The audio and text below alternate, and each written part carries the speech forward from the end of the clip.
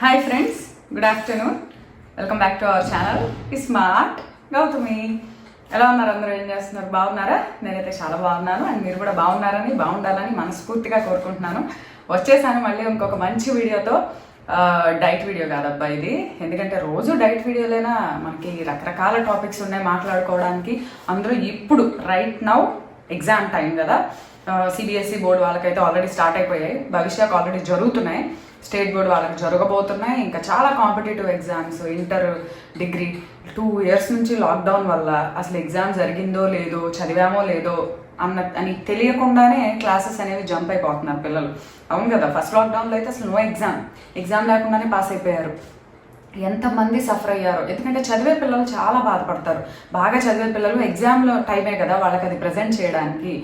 Okay, అస్సలు పట్టించుకొని పిల్లలు ఎవరైతే ఉన్నారో వాళ్ళు ఓకే అమ్మయ్య ఇది స్కిప్ ఇది అయిపోయింది అని అనుకుంటారు. బట్ నెక్స్ట్ చాలా ఉంటుంది కదా అబ్బా.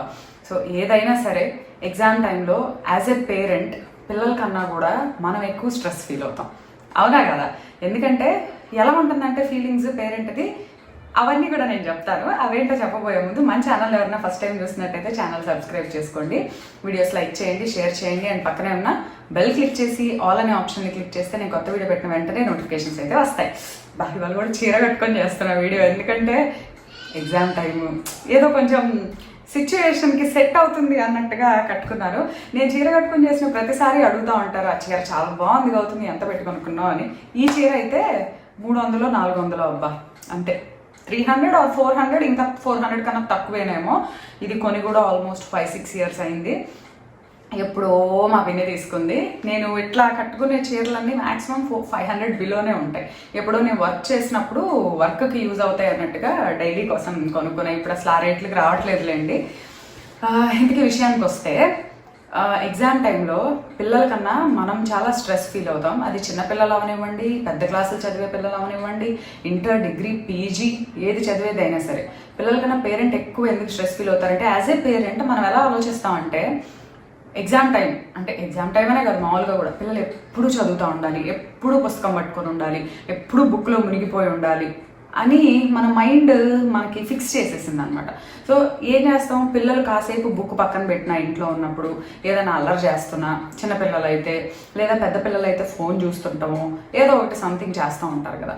చూస్తున్నా ఎలా మాట్లాడతాము అంటే లైక్ ఎప్పుడు ఫోనేనా, ఎప్పుడు టీవీ అయినా, నా ఫోన్ మోగుతుంది, ఫోన్ అన్నా ఫోన్ మోగింది, ఎప్పుడు ఫోన్ అయినా, ఎప్పుడు టీవీ అయినా, ఎప్పుడు ఐప్యాడ్ అయినా, లేదంటే ఎప్పుడు ఫ్రెండ్స్తో కబుర్లైనా, లేదా ఎప్పుడు బయటకు వెళ్ళిపోతూ ఉంటావా అని చెప్పి వాళ్ళని దిప్పడం అంటారే, క్రిటిసైజ్ చేయడం, అలా చేస్తూ ఉంటాం అనమాట. సో మనం ఫస్ట్ థింగ్ యాజ్ ఎ పేరెంట్గా ఎగ్జామ్ టైం అయినా మామూలు టైం అయినా సరే అలా మాట్లాడటం అనేది మనం మార్చుకోవాలి. ఎందుకంటే ఒక్కొక్క పిల్లలు ఒక్కొక్కలాగా ఉంటారండి. ఒక్కొక్క పిల్లలు బాగా చదివినట్టుగా అనిపిస్తారు, మార్క్స్ రావు. ఒక్కొక్క పిల్లలు అసలు ఏం చదవనట్టే ఉంటారు, కానీ ఎగ్జామ్స్లో చూస్తే మంచి మార్క్స్ వస్తూ ఉంటాయి. ఒక్కొక్క పిల్లలు క్లాస్లో వింటే గ్రాస్ప్ చేసేస్తారు. సో రకరకాలుగా ఉంటారు. సో అందరు పిల్లలు ఒకేలాగా ఉండరు, అది మనం ఫస్ట్ థింగ్ మైండ్లో పెట్టుకోవాల్సిన మొదటి విషయం. రెండోది, కంపేర్ చేయొద్దు. ఎగ్జామ్ టైంలో అయితే అసలు మరి చాలా స్ట్రెస్ ఫీల్ అవుతారు వాళ్ళు. ఎందుకంటే చూడు, పలానా వాళ్ళ అమ్మాయి పొద్దున్న లేచిన దగ్గర నుంచి సాయంత్రం దాకా చదువుతానే ఉందంట, క్లాస్ ఫస్ట్ వస్తుంది, నువ్వు అసలు ఇంతవరకు బుక్ తీయలేదు, నీకేం మార్క్స్ వస్తాయి, ఏమో మనకేం తెలుసు, వాళ్ళు క్లాస్లో బాగా విన్నారేమో, అలా అని చెప్పి చదవద్దు అని చెప్పడం కాదు. కంపారిజన్ వద్దు. కంపారిజన్ అనేది ఎప్పుడూ చేయొద్దు, ఎందులోనూ సరే. ఎవరికి వాళ్ళే యునిక్. ఒకళ్ళలాగా ఇంకొకళ్ళు ఉంటే ఇంకా దాంట్లో స్పెషలే ఉంది చెప్పండి. నాకులాగా మీరుంటే ఇంకా మీ స్పెషాలిటీ ఉంటుంది, మీకులాగా నేనుంటే నా స్పెషలే ఉంటుంది. ఎవరిది వాళ్ళనే కదా, ఎవరికి వాళ్ళే స్పెషల్. సో ఎప్పుడైనా సరే చదువు విషయంలో అయినా ఏ విషయంలో అయినా సరే డోంట్ కంపేర్. ఇంకొకటి, కాన్సన్ట్రేషన్ అనేది చాలా ఇంపార్టెంట్. యాక్చువల్లీ దీనికి ఒక పాయింట్ నేను రీసెంట్గా విన్నాను. అంటే దీని గురించి మీకు ప్రజెంట్ చేయాలనుకున్నప్పుడు దాని గురించి తెలియాలి కదా, అసలు ముందు మనం ఎలా మాట్లాడాలి అని. అందులో ఒక సైకియాట్రిస్ట్ మాట్లాడింది చెప్తే, చాలామంది పేరెంట్స్ ఎలా అంటే, పేరెంట్స్ కాదు పిల్లలు, కొంతమంది పిల్లలు బాగా కాన్సన్ట్రేట్ చేసి చదువుతారు, కొంతమంది పిల్లలు ఊరికే డైవర్ట్ అయిపోతారు. బుక్ ఓపెన్ చేయగానే మైండ్ రకరకాలుగా ఆలోచిస్తుంటుంది. మన ఫ్రెండ్ ఏం చేస్తున్నాడు, టీవీలో ఏం సినిమా వస్తుందో, బయట ఇంట్లో రూమ్లో ఉంటే మనం బయట పేరెంట్స్ ఏం చేస్తున్నారో, అబ్బా వాళ్ళు చక్కగా కబుర్లు చెప్పుకుంటుంటే నాకేంటి ఈ పుస్తకాల గోల ఏంటి అని చెప్పి సో అలా డైవర్ట్ అయిపోతూ ఉంటారు. ఏంటి అసలు అసలు ఎంత చేసినా మాకు కాన్సన్ట్రేషన్ రావట్లేదు, మేము ఏం చేయాలి, మాకు చదవాలనే ఉంది కానీ బట్ కాన్సన్ట్రేషన్ కుదరట్లేదు, మా పిల్లలు అసలు చదవట్లేదండి, వాళ్ళ పిల్లలు చూడండి ఎప్పుడు బాగా చదువుతారు, మంచి మార్క్స్ వస్తే మా వాడు అసలు కాన్సన్ట్రేషనే పెట్టట్లేదు దాని మీద అని చెప్పి. యాక్చువల్లీ మన బ్రెయిన్ ఏదైనా సరే అండి, శరీరంలో ఏ పార్ట్ అయినా మనమే ఉన్నాం, ఒక పని రోజంతా ఒక పని చేస్తున్నాం, ఒకటే పని రోజంతా చేస్తే చేయగలమా? చేయలేం కదా. చదువు అయినా అంతే, పొద్దున్న నువ్వు లేచిన దగ్గర నుంచి బ్రేక్ఫాస్ట్ కూడా అసలు లేవటంతోనే రేపు నీకు ఎగ్జామ్, ముందు నువ్వు అర్జెంటుగా లేసి బ్రేక్ఫాస్ట్ చేసేసి ముందు బుక్ తీసి కూర్చో అని చెప్పి కూర్చోబెట్టేసి రాత్రి 10-11 దాకా వాళ్ళని చదవమంటే చదువుతారా? అదే పని మనం అయితే చేయగలమా? మనం క్వశ్చన్ వేసుకుందాం, చేయగలమా? చేయలేము. అందుకని చెప్పి మన బ్రెయిన్ అయినా బాడీ అయినా సరే నంబర్ ఆఫ్ యాక్టివిటీస్ చేస్తూ ఉంటేనే ప్రతి దాని మీద ఈక్వల్గా కాన్సన్ట్రేట్ అనేది చేయగలంట. అంటే కొంచెం సేపు రీడింగ్, కొంచెం సేపు ఇంకేదో యాక్టివిటీ, రైటింగ్ వర్క్, కొంచెంసేపు ఏదన్నా దానికి రిలేటెడ్ సిస్టంలో చెక్ చేసుకోవడం, ఏదో ఒకటే పని కంటిన్యూస్గా చేయకుండా నంబర్ ఆఫ్ యాక్టివిటీస్ మార్చి చేస్తూ ఉంటే కాన్సన్ట్రేషన్ అనేది కుదురుతుందంట. దానికి కూడా ఇంకోటి కూడా చెప్పారు అందులో, ఎవరైనా సరే కంటిన్యూస్గా 45 minutes to 1 hourకి మించి చదవలేరంట, అంతకన్నా కాన్సన్ట్రేషన్ అనేది కుదరదంట. సో మనం పొద్దున 8 కూర్చోబెట్టి రాత్రి 8 దాకా 12 గంటలు కంటిన్యూస్గా చదవమంటే చదువుతారు. 12 గంటల్లో 2 గంటలు చదువుతారేమో మ్యాక్సిమం, మిగిలిన 10 గంటలు మన ముందు చదువుతున్నట్టు నటిస్తారు. ఎందుకు? మనల్ని సాటిస్ఫై చేయడానికి, మనల్ని సాటిస్ఫై చేయడం కోసమే చేస్తారు అది. సో ఏదైనా సరే కాన్సన్ట్రేషన్ అనేది రావాలి అంటే every 45 minutes to 1 hour reading తర్వాత కంపల్సరీ బ్రేక్ అనేది ఉండాలంట, కంపల్సరీ బ్రేక్. ఆ బ్రేక్ కూడా ఎలా ఉండాలంటే మనమే వాళ్ళకి ఇచ్చామనుకోండి చాలా ఎంకరేజింగ్ ఉంటుంది. వాళ్ళు తీసుకుంటే బ్రేక్, ఏంటి బ్రేక్, ఎందుకు బ్రేక్, ఏం చదివా ఇప్పుడేగా మొదలుపెట్టావు అప్పుడే బ్రేక్ ఏంటి అని మనం అంటాం. అప్పుడు వాళ్ళు నొచ్చుకుంటారు, ఏంటి చదివాను ఇప్పుడు మైండ్ కొంచెం సేపు రిలాక్స్ అయితే బాగుండు అనిపిస్తుంది అని. అలా కాకుండా మనమే వాళ్ళని, చదివావుగా 45 minutes చదివావు, 1 hour చదివావు, రా కాసేపు ఒక 10 నిమిషాలు బ్రేక్ తీసుకో, నా దగ్గర కూర్చో, రా ఏదన్నా చూడు అని మనమే చెప్పామనుకోండి, వాళ్ళు ఎలా ఆలోచిస్తారంటే అబ్బా మా అమ్మ లేదా మా నాన్న నా గురించి ఆలోచించి చూడు నాకు బ్రేక్ ఇచ్చారు, సో ఈసారి ఇంకొంచెం ఎక్కువసేపు చదువుదాం బ్రెయిన్ పెట్టి అన్న ఫీల్ అనేది వాళ్ళకి పాజిటివ్గా వస్తుంది. ఆ పాజిటివ్ యాటిట్యూడ్ అనేది డెవలప్ అవుతుంది. వాళ్ళకన్నా ముందు మనం డెవలప్ చేసుకోవాలి. సో ఇక్కడ నేను చెప్తున్న పాయింట్ ఏంటంటే పిల్లలకన్నా ముందు మనం స్ట్రెస్ తగ్గించుకోవాలి అని చెప్పి. సో అట్లా బ్రేక్ అనేది కంపల్సరీ ఇంపార్టెంట్. ఇంకొకటి వాళ్ళకు ఒక టైప్ ఆఫ్ కన్ఫ్యూజన్ కూడా ఉంటుంది, present, past, future. Present state ఏంటి, నేను ఏం చదవాలి, అబ్బా నాకేం రాలేదు, ఎలా స్టార్ట్ చేయాలి, దేంతో స్టార్ట్ చేయాలి. ఫ్యూచర్ స్టేట్ ఏంటి, అమ్మో రేపు ఎగ్జామ్, ఆ సబ్జెక్ట్ నాకు చాలా కష్టం, నేను చదవకపోతే ఫెయిల్ అయిపోతాను అన్న ఒక భయం. పాస్ట్ స్టేట్ ఏంటి, మనం ఆ పాస్ట్లో మనం ఉంటాం, మనం ఏమని, అమ్మ పోయినసారి నేను ఎగ్జామ్లో అది ఫెయిల్ అయితే నన్ను తిట్టింది, ఆ ఎగ్జామ్లో మార్క్స్ వస్తే నన్ను తగ్గితే నన్ను తిట్టింది. ఇది ఈ పాస్ట్, ప్రెజెంట్, ఫ్యూచర్ ఈ 3 స్టేట్స్లో వాళ్ళు ఒక స్ట్రగుల్లో ఉంటారంట, ఎస్పెషల్లీ కిడ్స్ కానీ చదువుకునే పిల్లలు ఎవరైనా. సో వాళ్ళకి అది క్రియేట్ అవ్వకుండా ఉండాలంటే మనం చేయాల్సింది ఏంటి అంటే వాళ్ళకి మన సైడ్ నుంచి ఎటువంటి స్ట్రెస్ అనేది ఇవ్వద్దు, మన ఫీలింగ్స్ వాళ్ళ మీద బలవంతంగా రుద్దొద్దు. అది మనం ప్రతి ఒక్కళ్ళం గుర్తుపెట్టుకోవాల్సిన విషయం. వాళ్ళకి ఏదైనా ఒక సబ్జెక్ట్లో వీక్ ఉన్నారనుకోండి, వాళ్ళకి సపోర్ట్గా ఉండాలి. ఎలా అంటే ఓకే ఈ సబ్జెక్ట్ నీకు రాదు, దీంట్లో నేను నీకు హెల్ప్ చేస్తాను చదువుకోవడానికి, నేను కూడా నీతో పాటు కూర్చొని హెల్ప్ చేస్తాను, లేదంటే ఒక మంచి ట్యూషన్ టీచర్ని మాట్లాడడం, లేదంటే ఒక మంచి ట్యూషన్కి వెళ్దు కానీ దీనికోసం. అంతేగాని నీకు ఇది రాదు, ఇది అసలు రాదు, దీంట్లో నీకు ఎప్పుడు మార్క్స్ తగ్గుతున్నాయి అలా మనం క్రిటిసైజ్ చేయకూడదు. మన మాటలు ఎప్పుడైనా వాళ్ళకి ఎంకరేజింగ్గా ఉండాలి కానీ క్రిటిసైజ్ చేస్తున్నట్టు ఉండకూడదు. ఎంకరేజ్మెంట్ అనేది ఒక బూస్ట్ లాంటిది, ఎనర్జీ డ్రింక్ లాంటిది అనమాట పిల్లలకి. వాళ్ళు చాలా మన నుంచి కోరుకునేది అదే.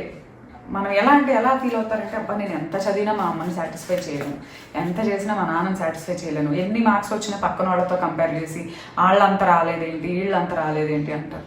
అది మాత్రం చేయకూడదు. ఎందుకంటే each student, every person is unique, ఎవరి వయలో వాళ్ళే. ఒక్కొక్కళ్ళు బాగా చదువుకొని వాళ్ళు పెద్దగా సక్సెస్ అవ్వలేదా ఏంటి? సక్సెస్ అవ్వడానికి మన తెలివితేటలు, మన కష్టం అవి ఇంపార్టెంట్. అంతేగాని మార్కులు 100కి 100 వచ్చినంత మాత్రాన వాళ్ళే టాప్లో ఉంటారు, జస్ట్ పాస్ అయిన వాళ్ళు ఎక్కడో వెనకబడి ఉంటారు అనేది వెరీ రాంగ్ కాన్సెప్ట్. నా విషయంలో అయితే నేనున్నాను, చదువుకున్నాను బాగా, నా చదివిన తగిన జాబ్ నేను ఇప్పుడు చేయట్లేదు.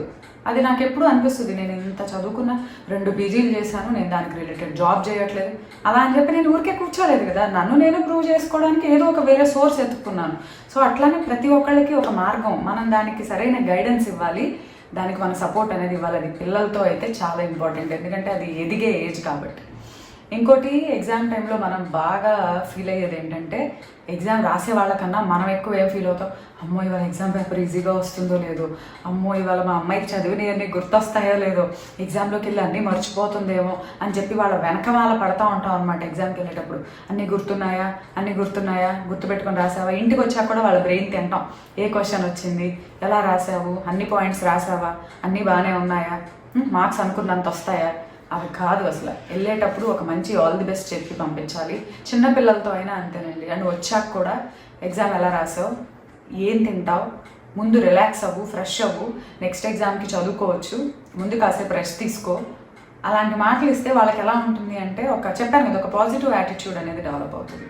ఓకే, మా అమ్మ నా కోసం ఆలోచిస్తుంది, నా కోసం తను ఇంత చేస్తుంది, నేను ఎగ్జామ్లో ఎక్కడ కష్టపడుతున్నాను, ఎక్కడ స్ట్రెస్ ఫీల్ అవుతున్నాను అని చెప్పి తను చాలా ఫీల్ అవుతుంది అని చెప్పి వాళ్ళు ఏంటంటే, ఓకే నేను ఇంకా మంచిగా చదివి తన్ని హ్యాపీ చేయాలి, సాటిస్ఫై చేయాలి అని చెప్పి ఒక యాటిట్యూడ్ అనేది డెవలప్ అవుతుంది. పిల్లలు ఎలా ఉన్నారు అనేది మన చేతుల్లోనే ఉంటుంది. వాళ్ళు బాగున్నారు అంటే అది కంప్లీట్గా మనం వాళ్ళకి నేర్పించేది ఇచ్చేదాన్ని బట్టే 100%. ఇదివరకటి రోజుల్లో మనం చదువుకునే టైంలో అంటే నేను నా ముందు జనరేషను ఆ టైం ఉందనుకోండి, ఇప్పుడులాగా స్కూల్స్ లేవు, ఇన్ని ట్యూషన్లు లేవు, ఇప్పటిలాగా చెప్పేవాళ్ళు లేరు, మన పేరెంట్స్ కూడా ఇప్పుడు మన జనరేషన్ అంత ఎడ్యుకేటెడ్ కూడా కాదు అప్పుడు వాళ్ళు. ఓకే మనం ఏది చెప్పినా సరే అనేవాళ్ళు. ఇంత కాంపిటీషన్ ఉండేది కాదు, కాంపిటీషన్ ఉండేది కానీ ఇంత టూ మచ్గా కాంపిటీషన్ అనేది, ఇంత డెవలప్మెంట్ లేదు అప్పుడు. సో అప్పుడు వేరు, ఇప్పుడు పిల్లలు వేరు. కాబట్టి అవన్నీ కూడా మనం దృష్టిలో పెట్టుకోవాలి. వాళ్ళకి అప్పట్లాగానే మేము డీల్ చేస్తాం, నువ్వు చదవాల్సిందే, చదవకపోతే కొట్టేస్తా, అది ఇది అనేది అసలు చేయొద్దు. ఇంకోటి, వాళ్ళకి చెప్పాను కదా, ప్రతి 1 hour టైంలో ఒక బ్రేక్ ఇవ్వాలి. ఆ బ్రేక్ కూడా మనం ఇస్తే వాళ్ళు ఇంకా హ్యాపీ ఫీల్ అవుతారని. ఆ బ్రేక్ టైంలో మనం గుర్తుపెట్టుకోవాల్సింది ఏంటంటే, వాళ్ళు టైం స్పెండ్ చేయాల్సింది ఫోన్తోనో టీవీతోనో కాదు, మనతో స్పెండ్ చేసేలాగా చూసుకోండి. ఎందుకంటే యాజ్ పేరెంట్తో స్పెండ్ చేసేలాగా చూసుకోండి. ఇంకా ఫోన్లో పడిపోయారనుకోండి, ఫోనే అయిపోతుంది, టీవీలో పడిపోయారనుకోండి, టీవీ అయిపోతుంది. ఎన్ని గంటలు దొల్లిపోతాయో కూడా తెలియదు.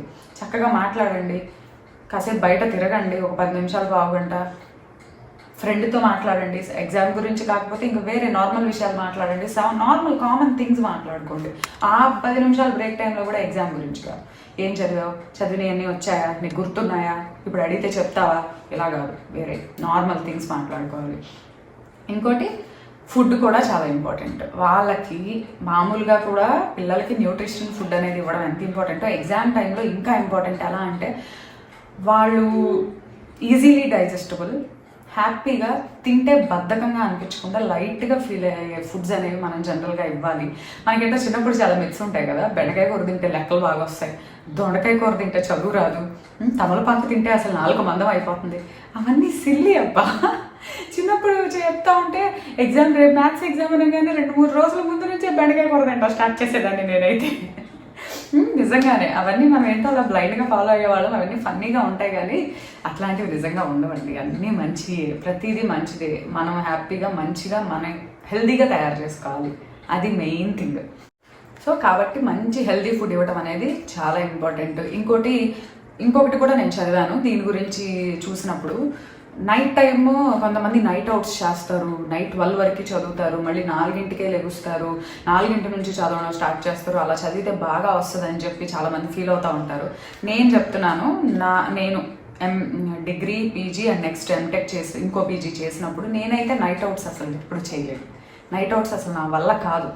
షార్ప్ 9:30కి ఆర్ 10 బిలో పడుకునేదాన్ని, మార్నింగ్ 5:30 to 6 లేచేదాన్ని. 8 hours, 10 hours అయితే ఖచ్చితంగా పడుకునేదాన్ని, 10 కాకపోయినా కనీసం 8 hours అనేది కంపల్సరీ నిద్రపోయేదాన్ని. నైట్ అవుట్ చేస్తే నాకు అసలు ఆ నెక్స్ట్ డే హాలిడే, ఎగ్జామ్ అంటే పీజీకి వచ్చాక ఒక్కొక్క ఎగ్జామ్కి 2-3 days హాలిడేస్ ఉండేది. సో నెక్స్ట్ డే ఎలా ఉండేదంటే, ఒక్కసారి ట్రై చేస్తే నెక్స్ట్ డే అంతా నాకు స్లీపీ ఫీలింగే, నెక్స్ట్ డే అంతా డ్రౌజీనెస్సే, ఒక్క ముక్క నేను కాన్సన్ట్రేట్ చేయలేకపోయాను దాని మీద. ఏంటంటే ఓకే నాకు ఇది సెట్ కాదు అని నాకు అనిపించింది. అండ్ రీసెర్చ్లో కూడా నేను చదివిన దాంట్లో ఉంది, కంపల్సరీ ఇప్పుడు 12 దాకా లేచి ఉండి మళ్ళీ 4కే లేస్తే 4 గంటలు నిద్ర సరిపోతుందా చెప్పండి బాడీకి? మినిమం 8 గంటల నిద్ర అనేది కంపల్సరీ ఉండాలి. సో యాజ్ ఎ పేరెంట్ కూడా పిల్లల్ని పొద్దున్నే లేచి చదివితే బాగా గుర్తుంటుంది, రాత్రంతా లేచి చదివితే ఎగ్జామ్లు ఖచ్చితంగా వస్తాయి, అవన్నీ వద్దు. మంచి nutrition food, proper 8 hours sleep అనేది కంపల్సరీ ఉండేలాగా చూసుకోండి. సో ఇంకా నైట్ అవుట్స్ చేయడం అనేది కొంతమంది ఏం చేస్తారంటే ముందు నుంచి చదవరు, సెమ్ స్టార్ట్ అయినప్పటి నుంచో లేదా ఇయర్ స్టార్ట్ అయినప్పటి నుంచి చదవకుండా ఇంకా ఎగ్జామ్ రేపు ఉందో 2 రోజులు ఉందనగా అప్పుడు మొదలు పెట్టేస్తారు. ఇంకా అలాంటి వాళ్ళని మనం చేయగలిగింది ఏం లేదు. బట్ నేనైతే చెప్తున్నా స్టూడెంట్స్కి, ఖచ్చితంగా మనం డైలీ అనేది కొంచెం అన్నా ప్రిపేర్ అవ్వగలిగితే ఎగ్జామ్ టైంలో మనకి ఎంత రిలాక్సింగ్గా ఉంటుందో తెలుసా. ఎంత రిలాక్సింగ్ ఉంటుందంటే అసలు ఎగ్జామ్ వచ్చింది వెళ్ళింది కూడా మనకు తెలియదు, ఎందుకంటే మనం ఫస్ట్ నుంచి ప్రిపేర్డ్గా ఉంటాం కాబట్టి. మీ నోట్స్లు మీరే ప్రిపేర్ చేసుకోండి, వేరే వాళ్ళ మీద జిరాక్స్ల మీద డిపెండ్ అవ్వద్దు. ఎందుకంటే 10th ఇంటర్ వరకు ఒకలాగా ఉంటాయి, డిగ్రీకి వచ్చాక ప్రతిదీ మనమే ప్రిపేర్ చేసుకోవాలి. రకరకాల బుక్స్ చూసి ప్రిపేర్ చేసుకోవాలి, 10 రకాల పుస్తకాల నుంచి పాయింట్స్ తీసి రాసుకోవాలి. మనం ఎప్పుడైతే మనంతటా మనం రాసుకోవడం స్టార్ట్ చేస్తామో వెతుకుతాం, దానికోసం 10 పుస్తకాలు వెతుకుతాం, అక్కడ ఒక పాయింట్ అక్కడ ఒక పాయింట్ అక్కడ ఒక పాయింట్ నచ్చుతుంది ఒక టాపిక్. అవన్నీ మనం ఐసోలేట్ చేసి ఒక దగ్గర రాసుకునేటప్పుడు మన బ్రెయిన్లోకి వెళ్తాయి అవి. ఓకే ఇది నెక్స్ట్ మనం చదివేటప్పుడు తెలుసా, ఆ పేపర్ చూస్తే ఇదంతా మనం రాసాం కాబట్టి బ్రెయిన్ ఆల్రెడీ ఫిక్స్ చేసేసుకుంటుంది వాటిని. బ్రెయిన్కి అంత ఇస్తే అంత ఎనర్జీ తెలుసా, ఎంత చదివితే అంత ఫుడ్. మన బ్రెయిన్కి చదివే ఫుడ్ అండి, ఎంత చదివితే అది ఇంకా అంత బూస్ట్ అవుతుంది, ఎంత నాలెడ్జ్ ఇస్తే అది ఇంకా అంత యాక్టివేట్ అవుతుంది. సో మనం అట్లా రాసుకుని చేస్తే బ్రెయిన్కి వెళ్ళిపోద్ది లోపలికి. మన నోట్స్ మనం ప్రిపేర్ చేసుకుంటే నెక్స్ట్ ఎగ్జామ్ అప్పుడు ఎంత ఈజీగా ఉంటుందో తెలుసా. నా ఓన్ ఎక్స్పీరియన్స్ ఇది. నేను ఎంఎస్సిలో కానీ ఎంటెక్లో కానీ నా నోట్స్లో ఎలా ఉండేవంటే, ఓపెన్ చేస్తే మా అమ్మ దగ్గర ఉన్నాయి, ఈసారి ఇప్పుడు అది చూపిస్తా. ఈక్వేషన్స్ వస్తే ఒక కలర్ పెన్ను, ఏదైనా ఒక మ్యాథ్ రిలేటెడ్ వస్తే ఒక కలర్ పెన్, ఒక డయాగ్రామ్ వస్తే ఒక కలర్, అట్లా వాడేదాన్ని. ఎందుకంటే చూసేటప్పుడు ఈజీగా ఐడెంటిఫై చేయడానికి ఉంటుంది అని. సో ఎప్పుడైతే మనం పిల్లలకు కూడా అది చిన్నప్పటి నుంచే నేర్పించాలి. మీరు నోట్స్లు ప్రిపేర్ చేసుకోండి. ఒక టాపిక్ రాగానే మీకు వచ్చేసింది అనుకున్నప్పుడు చూడకుండా రాయడం నేర్చుకోండి. ఇలాంటివన్నీ చిన్నప్పటి నుంచి మనం టిప్స్ ఇస్తూ ఉంటే వాళ్ళు పెద్ద అయ్యే కొంది అవి డెవలప్ అయ్యి వాళ్ళంతటా వాళ్ళే ఇంకా న్యూగా యాడ్ చేసుకోవడానికి, వాళ్ళ నాలెడ్జ్ని డెవలప్ చేసుకోవడానికి యూజ్ చేసుకుంటారు. సో ఇవన్నీ చిన్న టిప్స్ అండి. పిల్లలకన్నా మనం ఎక్కువ స్ట్రెస్ ఫీల్ అయిపోయి మన స్ట్రెస్ని వాళ్ళ మీద రుద్దేసి మనము సఫర్ అయ్యి వాళ్ళనే సఫర్ చేసేసి కంగారు పడిపోయి కంపేర్ చేసేసి మార్కులు రాలేదని ఎగ్జామ్ రిజల్ట్ వచ్చాక వాళ్ళని తిట్టేసి కొంతమంది పిల్లలు అయితే భయపడి పేరెంట్స్కి, కాలేజ్ వాళ్ళకి భయపడి పిచ్చి డెసిషన్స్ తీసుకొని లైఫ్నే స్పాయిల్ చేసేసుకొని అలా చేసుకునే ఎన్నో వింటున్నాం. లైఫ్ కన్నా ఏది ఇంపార్టెంట్ కాదు, అవునా? మనకు దేవుడిచ్చింది ఒక్కటే లైఫ్. ఈ లైఫ్ తర్వాత మళ్ళీ మనం తలకిందులుగా తపస్సు కాదు, ఏం చేసినా మళ్ళీ మనకి ఇంకో లైఫ్ రాదు. ఇది ఒక్కటే ఉన్నదాన్ని మనం హ్యాపీగా సాటిస్ఫాక్షన్తో సాటిస్ఫైడ్గా ఉండాలి. చిన్న వాటి కోసం పిచ్చి డెసిషన్స్ తీసుకొని ఎంత సఫర్ అవుతారో. ఒక మనిషిని పోగొట్టుకుంటే ఆ బాధ ఎలా ఉంటుంది అనేది పోగొట్టుకున్నారు కదా తెలుస్తుంది. ప్రతి ఒక్కళ్ళకి ఉంటుంది, ఎందుకంటే ప్రతి ఫ్యామిలీలో కామన్ అది. మనుషులు ఎవరు శాశ్వతం కాదు. కాబట్టి మన పిల్లల్ని అలా స్ట్రెస్ చేసి వాళ్ళని అలాంటి డెసిషన్స్ తీసుకునేంత దూరం తీసుకెళ్లకుండా మంచి సపోర్ట్గా ఉంటే ఖచ్చితంగా చదువునే కాదు ఏదో ఒక ప్రొఫెషన్లో డెఫినెట్గా వాళ్ళు సక్సెస్ అవుతారు. సో యాజ్ ఎ పేరెంట్గా మనం దానికి సపోర్ట్ ఇవ్వాలి, అదొకటే. సో ఇవాళ వీడియో అయితే ఇది మీకు నచ్చింది అనుకుంటున్నాను. అండ్ ఇంకో వీడియోతో మళ్ళీ కలుద్దాం. అంతవరకు bye, have a good day.